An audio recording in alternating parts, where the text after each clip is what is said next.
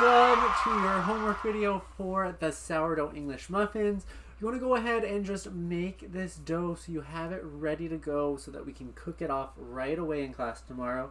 And so what I've got, and the most important thing is I've got 2/3 cup of that sourdough starter that we fed earlier. So I've got that here. It's been sitting, it bubbled up a whole ton, and it is ready to go now. Any of that remaining sourdough starter you can save and you'll feed it. The way you feed it is 100 grams of the starter plus 100 grams of flour and 100 grams of water. Mix that together, put it in a container, and you can use that for all sorts of sourdough bakes. As long as you don't use all of it up, you can have some to go and you just keep using a little bit of that starter to keep the starter going. I like to store mine in a fridge, feed it on a weekly schedule. And so that's how you use that starter. But to get our dough going, I got my KitchenAid mixer over here. And we just want to start going in with all of our ingredients.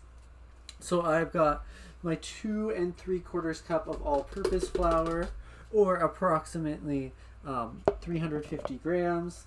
I've got my active dry yeast. I've got about 1/4 cup of whole wheat flour. I do that for a little bit of flavor. We've got 2 teaspoons of salt and 2 tablespoons of sugar going in. And I'm just going to go ahead and give that a quick mix up till it is nice and combined. In a separate container, I'm going to mix together all of my wet ingredients. So I'm going to go in with my melted butter,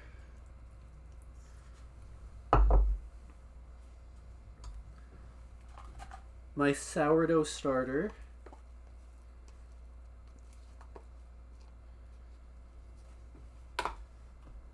my milk,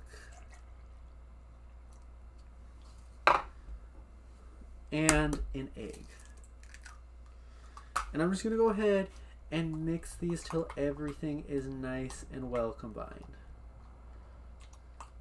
And that's just to make sure everything stays nice and homogeneous and mixes well into our batter. When I'm doing this with my milk, I like my milk to be closer to room temperature so it doesn't solidify that butter.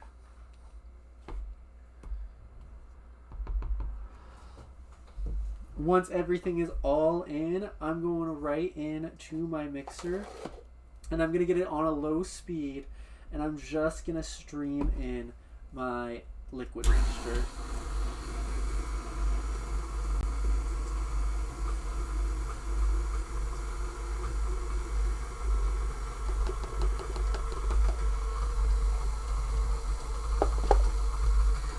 And you'll mix this and you'll notice it is an extremely soft and sticky batter, and that's what we want. It's a very soft dough.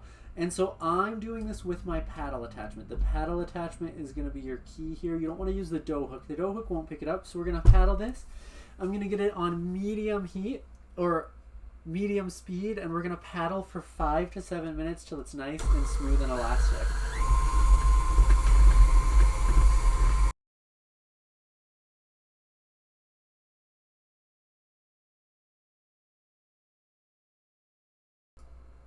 So our dough has been going about 5 to 7 minutes. The main things I'm looking for on it is that it gets this really nice shininess to it, and that when you pull your paddle out, it strings and you get this really beautiful gluten-y structure. I can almost pull this so that it's like a 3-foot band of batter. What that's showing me is that everything is well combined and that you've got some nice structure built in the dough. And so I've got a little rectangular dish here. I'm going to go ahead, spray that with some pan spray. And I want to grease it pretty heavily. You could also brush with oil. And then I'm just going to transfer all of my dough into the container. And don't worry if you're like, this looks so sticky, am I gonna be able to work with it? We're gonna refrigerate this overnight. It'll give the dough a chance to chill and firm so that it's a little bit easier to work with when we make it tomorrow.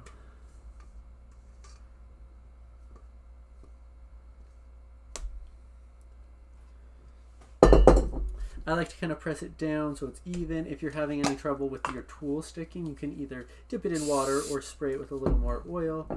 And we'll just go ahead and press it so that it's a nice even rectangle. And I'm not filling my whole dish. I want this to be about like an inch tall, a half-inch tall when I press it in. So just make sure it's nice and flat. It's a hard dough to work with, so we're gonna let it rise overnight. I'm gonna go ahead, cover this with some plastic wrap.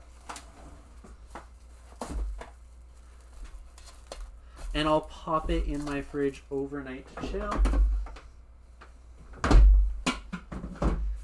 Anytime I am using a dough that has a little sourdough, I like to give it a long ferment. This has yeast in it, which is going to help with the rise, but the sourdough is going to add this nice, very, very light sourness to it. It's not a super sourdough. And so we'll give it that time in the fridge overnight. That's going to allow flavors to develop. It's going to allow texture to develop.